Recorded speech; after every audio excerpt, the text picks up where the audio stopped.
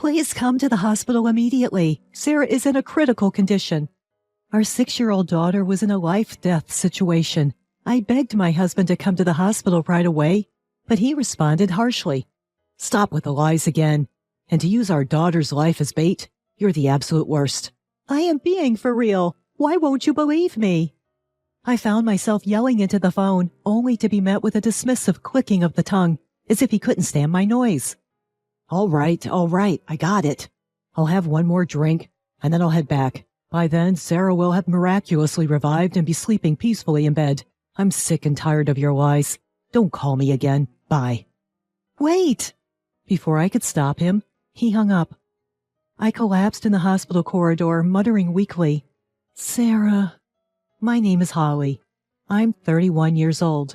I married my husband John, who was 42, 6 years ago, and became a stay-at-home mom. I met John at work, where he was my boss. He was good at his job, handsome, and treated everyone equally, which is what I greatly admired about him. One day, I confessed my feelings to him, and we started dating. After dating for a while, about a year later, he proposed to me. I remember tears of joy flowing uncontrollably. Soon after our marriage, I discovered I was pregnant. We did it! We're gonna raise our child with so much love and affection. I was genuinely happy to be married to the man I respect, and to be expecting his child. However, since our daughter Sarah was born, John drastically changed, and became cold towards me. He started belittling me, accusing me of lying when I said I was unwell and needed a break from household chores. He wouldn't help me at all. When Sarah was a baby and often cried at night, he would shout, She's annoying! Put her to sleep quickly! Many times I found myself in tears, living a life far different from the family life I dreamt of. You are a stay-at-home mom, and you can't even take care of the kids while doing your chores? Damn, I picked the wrong one. Why would you say that? We are couples. We are together in this. I'm working hard outside the house. Don't burden me with housework. Besides, you complain often about being sick, but I doubt that. You're probably lying about not getting enough sleep because of kids, too. I would never lie about something like this. Household chores aside, Sarah is our daughter. You have to take part in raising her, too. If you want people to help you that badly, why don't you hire a housekeeper? That's only if you can pay out of pocket, of course. He never listens to me, and the more I plead, the more he accuses me of lying. I could take his insults, but it hurt that he didn't even care for our daughter. I didn't even know if he had any affection for Sarah. Getting divorced did cross my mind, but as a stay-at-home mom, I couldn't muster the courage to leave the house with my daughter. But I made up my mind to be a parent who can protect my daughter, Sarah. If something ever happened, it seemed that Sarah vaguely understood that her father John and I were not getting along well, but she has grown up to be such a kind child, often stroking my head gently and saying, Thanks for everything, Mom. Each time, I would gently hug Sarah and tell her, Mommy loves you a lot, Holly. But suddenly, one day, something very precious to me got taken away. It happened on Sarah's 6th birthday. The three of us were planning to celebrate her birthday together. I was busy with preparations since morning, and I was mostly done by before 3 p.m.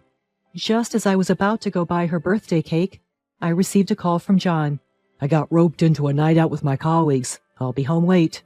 Today is Sarah's birthday. You promised you would be home. Can't be helped. I was invited out. I'm popular, you see. John seemed pleased with himself, laughing smugly. Popular my foot. They probably just want you to pick up the tab. I've always told him to stop paying for all of his colleagues' at-night outs, but John never listened. He would simply say, Who else is going to pay then? I'm the boss. Can't you please come home for Sarah? She's been looking forward to celebrating her birthday with you. Stop nagging. I'll get her a present, so that should be enough. Fine. Whatever. I didn't wait for John's response. I hung up the phone with a loud click. Slamming down the receiver gave me a sense of relief. I shouldn't let this get to me. Today is all about Sarah. I need to keep smiling. I decided to head to the local bakery and bought a strawberry cake, Sarah's favorite. All that was left to do was wait for Sarah to come home. But Sarah didn't come home, even as the evening fell and the sun began to set. Perhaps she was playing with her friends and lost track of time. But she was too late. Just as I was considering whether to go look for her in the park or call the police, the phone rang. It was a call from the police. Holly had been in a traffic accident. What? Is Sarah all right? She's been taken to the hospital, but it seems she's still unconscious. We apologize for the delay in contacting you. It took some time to confirm her identity. I need to rush to the hospital now. I regretted not giving Sarah a note with my contact details, but there's no point crying over it now. I rushed to the hospital, my face as white as a sheet. Please, God, save her. But then I was told by a nurse that Sarah was in critical condition. I suddenly felt all the strength leave my body, and I sank to the floor. She'd gone to school just fine this morning. It wasn't supposed to be like this. I kept trying to convince myself that it was all a nightmare. However, the sound of the machines attached to my unconscious daughter brought me back to harsh reality. Oh, I need to call John, I muttered to myself as I walked out of the room to call my husband. What? It's you again? Don't call me while I'm out drinking. Sarah got in an accident and is being treated at the hospital. It might be serious. Get here now. But my husband's responded saying, Yeah, another one of your tall tales. You just love lying, don't you? I'm not lying. Please, come to the hospital right now. Sarah is in a critical condition. Don't make up such lies. Don't hold any grudge against me, just because I didn't come home for her birthday. Man, you terrify me. Haha. Shut up and just come here now. Sarah she might not make it. Before I knew it, I was pleading to my husband through my tears. The fact that my husband called me a liar and wasn't showing any concern for our daughter, even at a time like this, filled me with sadness more than anger. All right, I got it. I'll have one more drink and then I'll head back. By then, Sarah will have miraculously revived and be sleeping peacefully in bed. I'm sick and tired of your lies. Don't call me again. Bye. Wait! Before I could stop him, he had hung up. In the hospital room, I sat wiping my endless tears, waiting for Sarah to wake up. But she never did. Her birthday became the day she left us forever. Why? Please open your eyes. No matter how much I called out to her, no matter how many times I touched Sarah's lifeless body, she never smiled back at me again. Sarah was such a good girl. She was a bit shy, but she was always thoughtful towards others, a caring girl, an angel. Why did she have to lose her life? Sarah! I broke down crying in the hospital, not caring about the people around me. In the end, my husband never came to the hospital that day. The day of the funeral was under a cloudy sky that seemed ready to burst into tears at any moment. John's colleagues and bosses also came to the funeral. I had met them before, but this isn't how I wanted to meet them again. Afterward, my fellow mom friends took turns talking to John and me, but it was clear they find it hard to approach me, who was barely able to stand. Every time someone spoke to John, he would pretend to cry dramatically, saying, I can't believe Sarah is gone, and then added, if my wife had called me sooner that day, I might have been able to see her while she was still alive. You're the one who accused me of lying and refused to come home. You're not even actually crying. John was seeking for everyone's empathy. At this point, I didn't even feel any anger towards him. All I wanted was to peacefully send Sarah off with all my heart. As the funeral was coming to an end, John whispered to me, Okay now, time to get divorced. You'll be free. Taken aback by his sudden words, I glared at him, biting my lip, but he quickly left to go smoke outside. Amid the whirlpool of emotions, as I continued to thank the attendees, a woman approached me. Holly, my deepest condolences. I never imagined something like this would happen. This woman was Kay, a colleague of John's and my closest friend from my office worker days. She came close and gently rubbed my shoulder. It was a moment where I felt, if only slightly, that my heart could rest since Holly passed away. 3 days after the funeral ended, I received a call from Kay while in a daze. When we met at a cafe near my home, she was very worried about me. She asked whether I was eating right and getting enough sleep. The fact that she checked in on me was more than enough for me. To be honest, I hate to be the one to tell you this, but the day Holly got into that accident, I was also drinking with John and other colleagues, and I saw when John picked up your call. Is that so? I told him he should go to the hospital. I should have urged him with more pressure. I'm sorry. There's no need for you to apologize, Kay.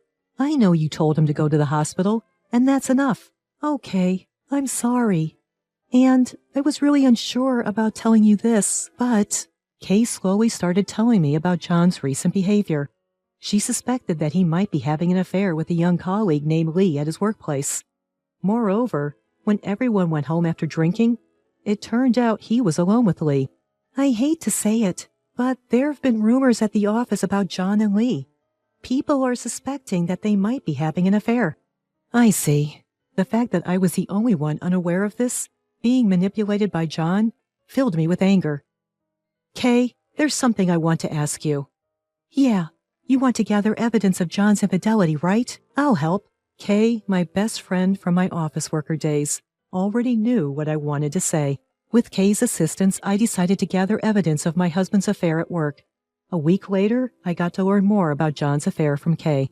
Apparently, John and his mistress were openly flirtatious at work, and they would frequently leave the office together after work and disappear into a hotel district. Kay had followed them and took photos and videos of them together. Kay, thank you for your all this. Holly, are you okay? If there's anything else I can help you with, don't hesitate to ask. I fought back the tears that threatened to spill at Kay's words of concern. Forcing a smile, that night, I presented my husband with a signed divorce paper. Let's get a divorce, please. Lucky me. I wanted to break up with you too. So I'm demanding $30,000 in compensation from both of you. What? That's too much just for a divorce. Gosh, you're all about money. I also know about your affair, and I have solid proof. I showed my husband the photos and videos of him with Lee that Kay had taken. He was shocked for a second, but quickly regained his composure and glared at me. Lies again. You really are a terrifying woman. You can always edit these pictures these days. Which detective agency did you hire? I knew you'd say that. At this point, Kay walked in from the room next door. Out of concern for me, she insisted to stay with me and had been waiting in there. My husband was taken aback by the unexpected guest. Why? These photos and videos aren't fabricated. I took them myself. You are the absolute worst. Your daughter has passed away and you're cheating too? If you don't admit it, I'll report it to our boss. Please don't do that. So, you admit that you were cheating, right? Yeah, I guess. My husband grudgingly admitted with a grimace. Okay, so we're getting divorced. Make sure you pay me alimony. However, even after admitting his affair, John refused to pay alimony. If you're going to be so stubborn, I'll consult a lawyer. Do you, a housewife, even have the money to hire a lawyer? I've been working online this whole time so that I would be able to raise Sarah on my own in case we ever get divorced. I was only going to use this money for Sarah, but I'll use it to get back at you. Until now, John had been looking down on me, even when I confronted him with the evidence of his infidelity. He seemed unfazed, but all of a sudden, he began to panic. Whoa, hold on. This is some kind of joke, right? Ha! If you think this is a joke, why don't you try me? I won't settle for some lukewarm settlement, just so you know. At my cold words, John suddenly fell to his knees and began to plead. I started dating Lee because she hit on me first. It's not my fault. He began making excuses. I don't have the money to pay alimony, so reconsider this, please. He was rubbing his head on the floor, shedding tears. Yeah, and I bet those tears are fake too. Goodbye. Ignoring my husband, I picked up the Boston bag I had prepared and left home with Kay. Later, I hired a lawyer and successfully filed for divorce and damages. Of course, I also managed to get Lee to pay $25,000 in damages. John lost his family, his money, and got dumped by Lee right away, who said, I only dated you because you were a big spender. I didn't expect things to turn out like this. Moreover, when their affair at the office was exposed, they were called in by their CEO and, according to Kay, were transferred to different rural areas. After my divorce, I moved back to my parents' house and continued working from home. I had Sarah interred at my family cemetery back home. I am still grieving, but from now on, I intend to live my remaining years quietly and peacefully.